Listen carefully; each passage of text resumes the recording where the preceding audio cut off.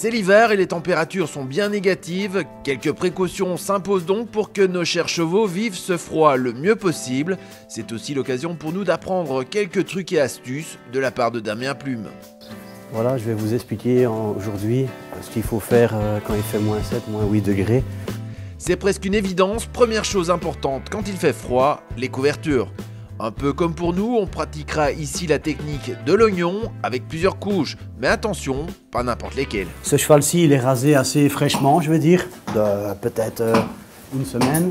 Donc voilà, moi je suis partisan pour mettre une grosse couverture, qui est la première que je suis en train de mettre ici maintenant. Bon, je pense que quand même c'est important de aussi regarder les tailles des couvertures, parce que bon, c'est comme nous, si on met une veste XL et qu'on met du S, c'est pas très agréable pour le cheval non plus. Et ici, au bout, elle arrive juste au bout de la croupe. Elle recouvre un tout petit peu de la queue. Donc pour moi, c'est une taille 6,6, 145. C'est pas un grand cheval, c'est l'idéal. 155, ça aurait été beaucoup trop grand. 135, c'est pas un poney non plus. Je pense que c'est important aussi de quand même mettre une petite sangle entre la cuisse du cheval. Pas la serrer de trop, mais quand même qu'elle soit présente pour éviter que les couvertures tournent. Parce que si le cheval, les couvertures tournent, ça ne sert à rien, il peut prendre froid aussi. Et c'est souvent comme ça que les chevaux s'excitent un peu dans le box, parce que les couvertures tombent. Je pense qu'il est important aussi les sangles du ventre. Pour l'été, si c'est une chemise, juste quand il fait très chaud, après, pour la nuit, c'est pas trop grave. Mais quand c'est trop long, si le cheval se couche, je pourrais mettre une jambe dedans. Ça, c'est déjà vu. C'est très rare, mais malheureusement, ça arrive. Donc je crois que c'est très important de les mettre à bonne mesure. N'hésitez pas non plus, ça on oublie souvent, on dit tout le temps « Ah, la crinière de mon cheval est abîmée », souvent on rhabille trop vite, la crinière est par là. Du même côté, ça évite d'avoir un épi et une usure de la crinière. On a parfois des chevaux de commerce, comme dans mon cas, ça rentre, ça sort. Le cheval est arrivé, il était un tout petit peu usé à la couverture, donc ce que moi j'incite à faire, c'est refermer la couverture comme je vais faire ici maintenant. Voilà, et après lui mettre une petite bavette, de regarder qu'il n'y ait pas de pli à l'intérieur non plus. Comme ça évite d'avoir des brûlures devant. Si c'est plus accentué et que ça se propage sur les épaules, c'est très bien ce qu'on fait maintenant. Ce sont un drap noir qu'on met autour de l'encolure qui vient jusqu'au garrot et qu'on attache. Et là, ça couvre les épaules. Comme ça, on n'a pas de brûlure. Ce n'est pas son cas, celui-ci. Donc une bavette, c'est suffisant. Deuxième couche pour notre cheval, le carré de l'âne, avec une sangle élastique pour maintenir cette couverture parfaitement en place. Essayez un maximum de la départager.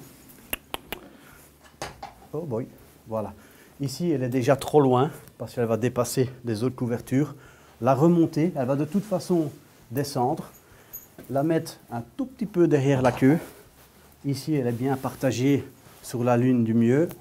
Alors, je la déplie totalement. C'est un conseil à faire, qu'elle soit bien tendue. Pourquoi? Oh là, petite lune.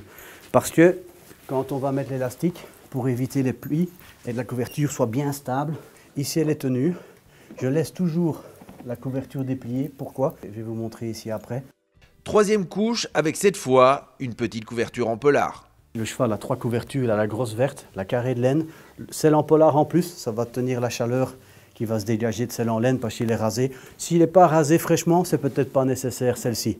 Maintenant, si on passe les moins 5, les moins 6, les moins 7, je conseille de le mettre de toute façon.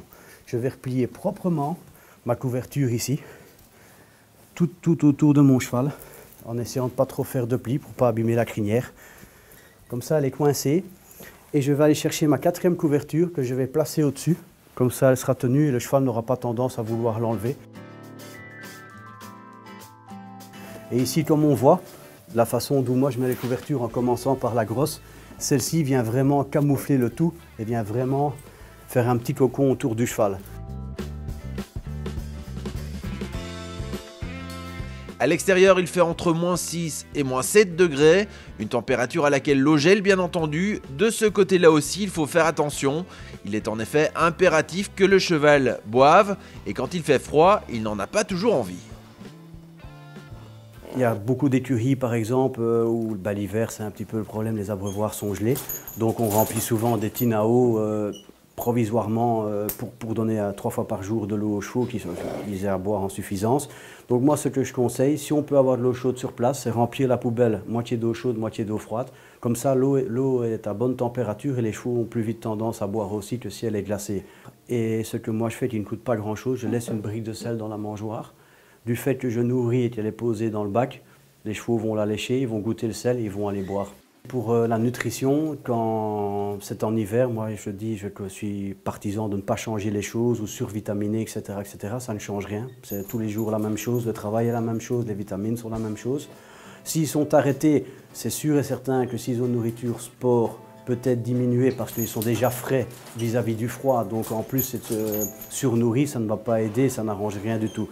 Moi, continuer comme c'est tous les jours, c'est l'idéal. Autre chose importante, avant ou après le travail, évitez que votre cheval se refroidisse quand vous enlevez les couvertures ou qu'il est mouillé. Ce qui est toujours bien, c'est de pouvoir avoir un solarium à la maison. Je me suis fait un petit solarium personnel, ça m'a coûté 100 €, ce sont des spots de jardin. Ça aide bien, ça sèche bien. Peut-être mettre un isolant devant, comme ça la chaleur reste quand on ferme la porte. Ce qui est quand même important, je pense, au moins, si on n'a pas le solarium, c'est avoir l'eau chaude. Ça, c'est quand même primordial. Et moi, je suis toujours partisan d'allumer un peu le solarium quand on enlève les couvertures du cheval, quand on lui fait son pansage avant le travail, et rallumer quand on revient du travail. Comme ça, la chaleur reste un peu près de lui. Et s'il est un peu humide, il a le temps de sécher dans le calme, et on fait son pansage un peu plus tard. En ce qui concerne le pansage, justement, autre petit truc pour pouvoir éviter de doucher complètement le cheval s'il fait vraiment froid. Petite astuce personnelle, un petit secret. J'ai appris ça dans les grandes écuries. Le Dettol qui est un désinfectant. Je mets toujours un petit capuchon dans mon eau, comme je fais ici. Voilà, c'est toujours bien pour désinfecter le cheval. Pourquoi? Parce que comme pour le moment, suite au froid, parfois on n'a pas toujours l'eau disponible dans les douches suite au gel. Et les chevaux auraient peut-être tendance, s'ils ne sont pas bien étriés, bien brossés ou pas lavés régulièrement, à faire peut-être un petit peu des boutons. Donc le Dettol va désinfecter le cheval. Et un petit remède de grand-mère, un petit peu de vinaigre en plus. Pourquoi? Parce que le vinaigre dégraisse. Et je passe tous les jours mes chevaux, après le travail, avec un gant de toilette, plus la brosse à crins pour faire le toupet, les crins. Parce que quand les chevaux ne sont pas lavés, la crinière est souvent grasse et blanche au-dessus. Donc je passe tous les jours mes chevaux avec ça et ça m'aide énormément. Et si vous avez décidé de braver le froid malgré tout et de travailler votre cheval, quelques règles de base s'imposent également. Ici maintenant je vais prendre un couvre-rein pour mettre au cheval. Ça c'est la première chose. Toujours, ça c'est important, surtout quand il fait froid. Et je le laisse pour le travail aussi, de toute façon. Pourquoi? Parce que, encore une fois, comme je dis, si le cheval a froid sur le rein, il n'y a rien de plus mauvais. Ça l'incite à être frais, faire des bêtises et c'est très mauvais pour lui.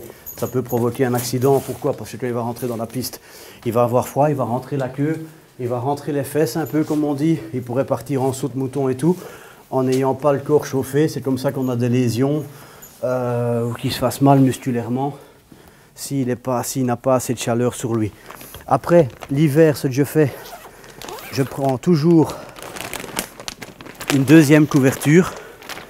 Pourquoi? Parce que d'abord, je vais marcher avec la laine ici, que le cheval ait le temps de se réchauffer, mais prendre le temps de marcher les chevaux l'hiver, prendre le temps, 10 à 15 minutes, on marche, il n'y a pas le feu, c'est pas grave, que tout soit bien chaud. C'est comme nous, on ne peut pas sortir de la maison et commencer à faire un sprint tout de suite, bien prendre le temps qu'on soit chaud.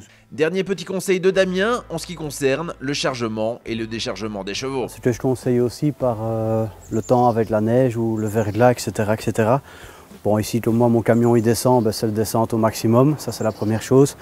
Mais peut-être se mettre dans un endroit où s'il y a un rayon de soleil dans la journée, comme on voit ici maintenant où c'est bien sec, descendre les chevaux là, éviter de les faire descendre sur la neige, surtout s'ils sont ferrés, ou être assez prudent qu'il n'y ait pas une plaque de verglas, parce que les chevaux, en étant un peu frais avec le froid, des fois on n'a pas tout le contrôle à la main, et si au cas où c'est vraiment mauvais avec la météo, si vous avez un manège, pourquoi pas décharger dans le manège gentiment, autant éviter d'avoir un accident et être prudent. Voilà quelques conseils qui devraient permettre à votre cheval de passer l'hiver au mieux avant le retour des beaux jours.